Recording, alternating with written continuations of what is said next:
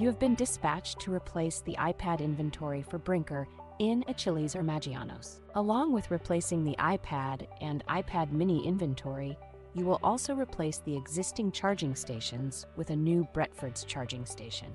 Installations will occur Monday to Thursday with a hard start at 7 a.m. You will need to be on site before 7 a.m., waiting for the manager on duty to arrive.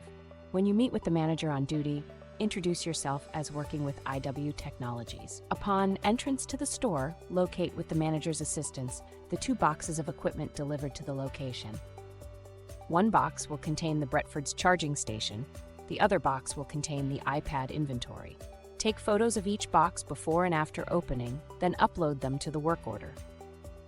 Next, locate the old charging stations and take photos before and after removing them. Lay out the old iPads to inventory them. Go into iPad settings and the About page to determine the iPad model and generation number to get the proper count of each type of iPad you are replacing, while marking them down on your checklist. Make sure to take a picture of all old iPads laid out on the countertop and upload it to the work order. Call out any damaged or broken iPads during your inventory and note their serial numbers on the checklist. Now, set these aside and reuse the packing materials from the new iPad inventory to wrap and ship back the old iPads. Next, remove the old charging stations, which you will need to discard off-site in a trash bin, as nothing old is to be left on-site after this project. Then, locate the new Bretford's charging station and power cable. This will be installed back where the old charger was removed from. Take photos of this location before and after you install the new charging station and upload them to the work order. After the new charging station is installed, you will unbox all new iPads and inventory them. Note that each iPad is wrapped in bubble wrap and has a label on them for their intended use, for example, TMS or curbside.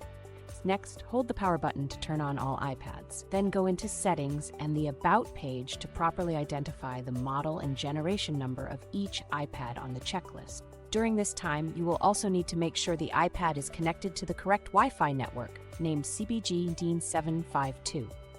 Once all iPads are powered on, inventoried, and connected to Wi-Fi, place them into the Bretford's charging station.